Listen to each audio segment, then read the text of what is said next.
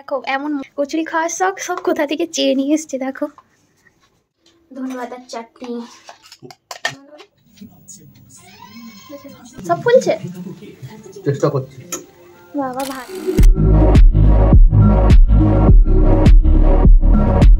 Hello everyone, কেমন আছো সকলে? আশা করি সবাই অনেক ভালো আছে, আমরা অনেক ভালো আছি।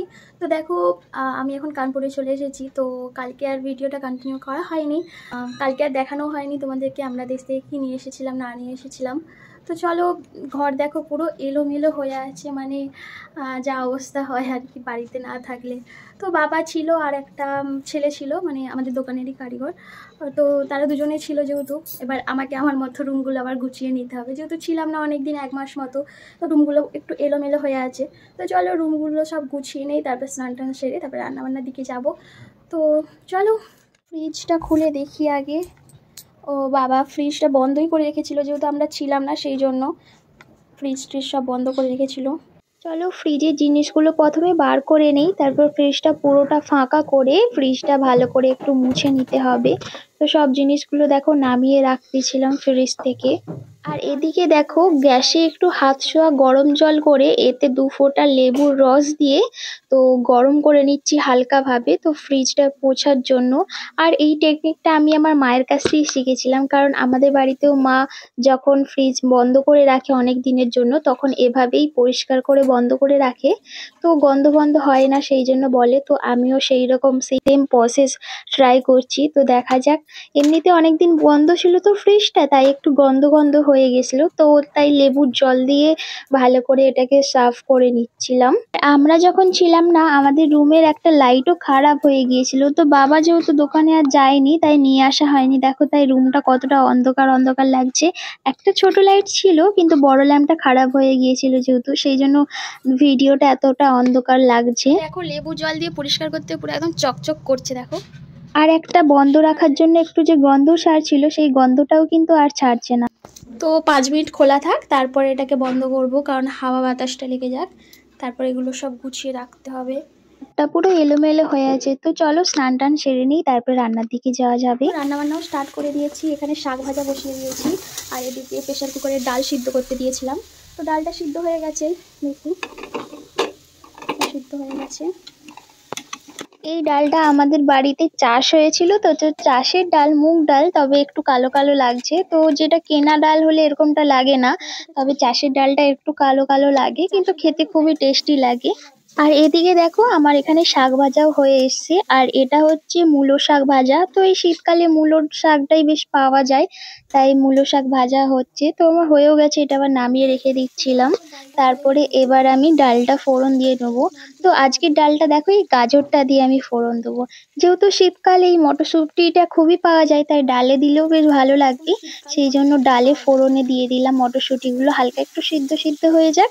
আর এদিকের এই গাজরটা আমি এই ব্লেন্ডারে করে ব্লেন্ড করে দিয়েছি, দেখো দিয়ে দিয়েছি।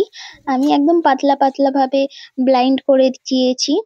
এই শীতকালে বেশ অনেক কিছু পাওয়া যায়, তো বেশ সবকিছু দিয়ে এরকম ডাল খেতে বেশ ভালোই লাগে, একটু ঘন ঘন ডালটা হলে আরো ভালো লাগে।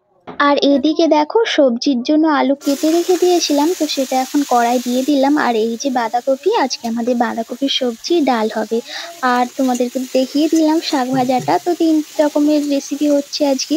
তো দেখো সবজির জন্য আমি এটা আগে থেকে সিদ্ধ করেই রেখে দিয়েছিলাম, মানে কড়াইতে একটু আগেই। তারপরে ফোড়ন দিয়ে মশলা কষে বাঁধাকপি আর আলুটা তুলে দিলাম। তো এভাবে বাঁধাকপি সবজিটা করলে না খুব টেস্টি লাগে আগে সিদ্ধ করে নিলে।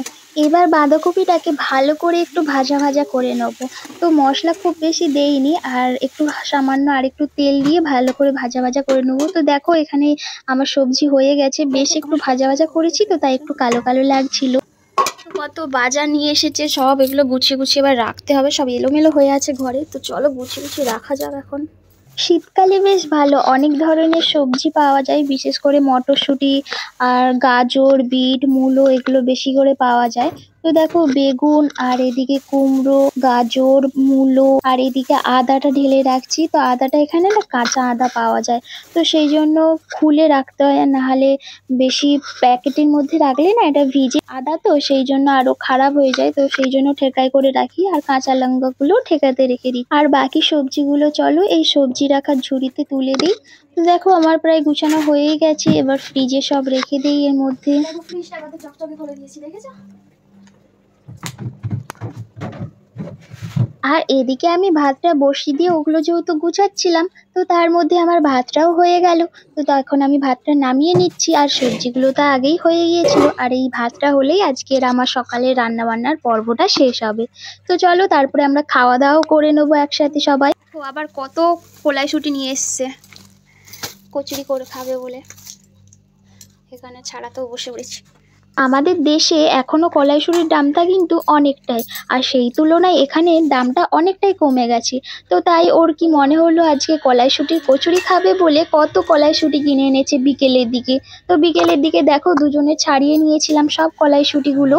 আমাদের যেহেতু এখানে এখনো মিক্সচার মেশিনটা আমাদের কেনা হয়নি, সেই জন্য দেখো যেহেতু ওগুলো পিসতে হবে, সেই জন্য ভাবিদের কাছ থেকে মিক্সচার মেশিনটা চেয়ে আনলো কলাইশুঁটির কচুরি খাবে বলে। দেখো দেখো মটরগুলোকে ভালো করে ধুয়ে নিই, আর এর সাথে কাঁচা লঙ্কাও দেওয়া আছে। দেখো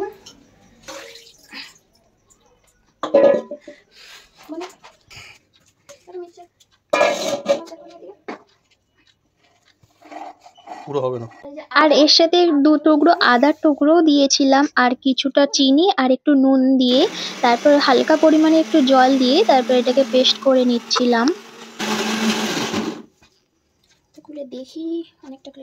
তো এটাকে তারপরে মাঝখানে খুলে একটু দেখছিলাম যে কতটা পিষা হয়েছে, আর এখানে আরো একটু পিষতে হবে যেহেতু একটু গোটা গোটা ছিল, তো আরো একবার এটাকে ঘুরিয়ে নিচ্ছিলাম।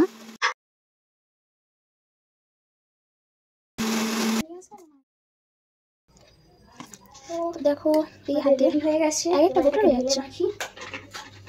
এর সাথে আরেকটা জিনিসও বানাবো আমরা, তো দেখো তার জন্য এখানে সব জোগাড় করে রেখে দিয়েছি ধনেপাতার চাটনি বানাবো বলে।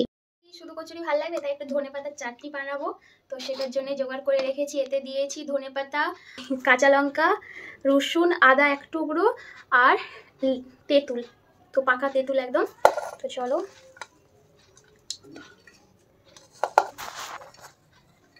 শীতকালে বেশ এই ধনেপাতার চাটনিটা বেশ ভালো লাগে, আর তোমাদের কার কার ভালো লাগে এই ধনেপাতার চাটনিটা আমাকে কমেন্ট করে জানিও কিন্তু। তো এতে আরো দুটো জিনিস পড়বে, সেটা হচ্ছে একটু চিনি আর একটু লবণ। তো নুনটা আমি একটু দিয়ে দিলাম, তো 1 চামচ চিনি দিচ্ছি। তো চলো এটাকে পেস্ট করা যাক। তো বাড়িতে মা এটা বানিয়ে দিত, ওরও বেশ খেতে ভালো লাগে, আর বাড়ির সকলে আমরা খুব খাই ধনেপাতার চাটনিটা। তো এখানে যেহেতু আমাদের বাটার কিছু নেই, সেই জন্য ধনেপাতার চাটনিটা বানানো হয় না। আজকে যেহেতু ভাবিদের কাছ থেকে এই মিক্সচার মেশিনটা নিয়ে এসেছি, তাই ভাবলাম চলো একটু বানিয়ে ফেলি।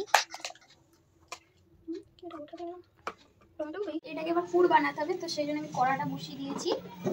তো যেহেতু আমার কাছে ঘি নেই, তো প্যাকেট ঘি আছে, ওটাই আমি এখন ব্যবহার করে নেবো। ঘিটা হালকা গলে যেতেই আমি এর সাথে একটু সাদা তেল মিশিয়ে নিয়েছিলাম। একটু জিরে দিয়ে দিলাম, তো দেয় কিনা জানি না, তবু আমি দিলাম। একটু ধনে পাউডার গুঁড়ো দিলাম, গুঁড়ো একটু দিয়ে দিলাম। জিরে গুঁড়ো পরে কিনা আমি জানি না, তবুও আমি একটু দিয়ে দিলাম, জানি না কেমন টেস্ট হবে। তো তারপরে আমি এটাকে ঢেলে নিলাম। যেহেতু একটু জল জল হয়ে গেছিলো আমাদের পেস্টটা, সেই জন্য আমাকে অনেকক্ষণ ধরে কড়াইতে নাড়াতে হয়েছিল, মানে নাড়তে নাড়তে আমার প্রায় হাতটা কনিয়ে গিয়েছিল, তারপরে গিয়ে এটা পুরটা বানছে। আর তারপরে আবার লঙ্কাগুলো গোটা গোটাই রয়ে গেছিলো। দেখো এখানে অনেক কষ্টে এটাকে বাগালাম, দেখো অনেক কষ্ট করে, মানে অনেক লেগে যাচ্ছিলো, তবু অনেক কষ্টে বাগালাম এটা। তো চলো এটা তো হয়ে গেছে, এবার ময়দাটা মাখিয়ে নিতে হবে। চলো আমি এখানে ময়দার সাথে একটু আটা মিক্স করে করব, কারণ ময়দায় শুনেছি অনেক টান টান হয়, তো সেই জন্য আমি একটু আটা মিশিয়ে এটা মাখিয়েছিলাম, আর তার সাথে ময়ানটা খুব ভালো করে দিয়েছিলাম। এই প্রথমবার নিজের হাতে করে একা হাতে কচুরি বানাবো, তবে একা হাতে বললে ভুল হবে, ও আমাকে অনেক হেল্প করেছে, দুজনে মিলেই করেছি।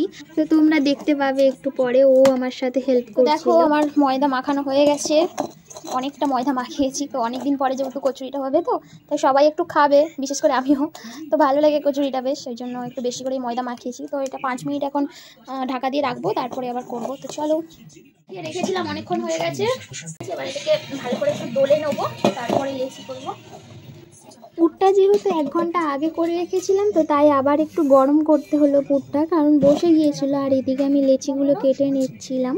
তো দেখো আমাদের কত লেচি হয়েছে, আমাদের আজকে অনেক হবে কচুরি। তো মনে হচ্ছে 2 দিন ধরে খেতে হবে আমাদেরকে। তো যাই হোক, দেখো এবার আমি এটাকে পুর ভরবো। তো আমি একটা দেখিয়ে দিচ্ছিলাম প্রথমটা করে ওকে, যেহেতু দুজনে না করলে পুরটা ভরলে না অনেকটা দেরি হয়ে যেত, একা যদি এতগুলো পুর ভরতাম, সেই জন্য প্রথমটা আমি ওকে দেখিয়ে দিচ্ছিলাম। তো দেখো সবকটা হয়ে গেছে, এটা হলেই খালি হয়ে যাবে। মানে কতক্ষণ টাইম লাগলো, তবে ও হেল্প করেছে আমাকে, দুজনে মিলেই করেছি, সেই জন্য। নাহলে এতটা আমি একা হয়তো এখনো করে উঠতে পারতাম না, তাই দুজনে মিলেই করলাম। তো এটা হয়ে এসছে, এবার বেলার পালা। তো এবার বেলতে শুরু করে দিয়েছিলাম। আর সত্যি কথা বলতে আজকের ময়দাটা খুব সুন্দর মাখানো হয়েছে, যেহেতু অনেকক্ষণ রেখেছিলাম আর সুন্দরভাবে মাখানো হয়েছে বলে বেশ বেলাটাও ভালোই হচ্ছিল।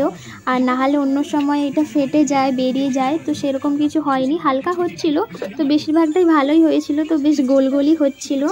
আর এদিকে দেখো ও এদিকে ভাজতেও শুরু করে দিয়েছিল, যেহেতু আমি ওদিকে বেলছিলাম তো ও এদিকে ভেজে নিচ্ছিল মানে কচুরিগুলো।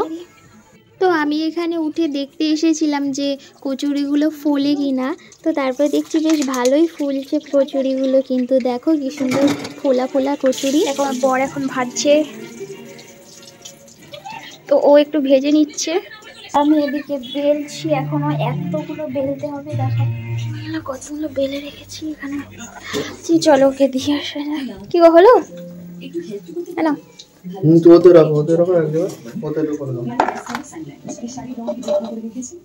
একসাথে রাখলাম জয়েন না হয়ে যায়। ও সব ফুলছে, চেষ্টা করছি।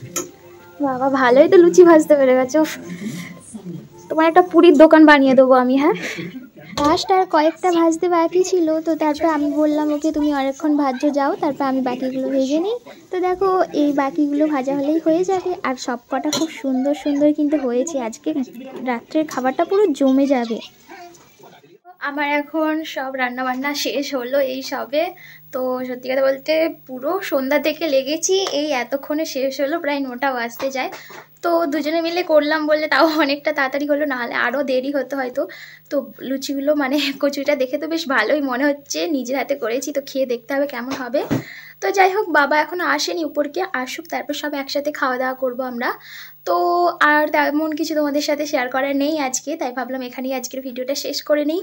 তো ভালো থেকো সকলে, আর একটা করে লাইক করে যেও। তো বাই বাই, দেখা হচ্ছে নেক্সট ভিডিওতে, বাই বাই।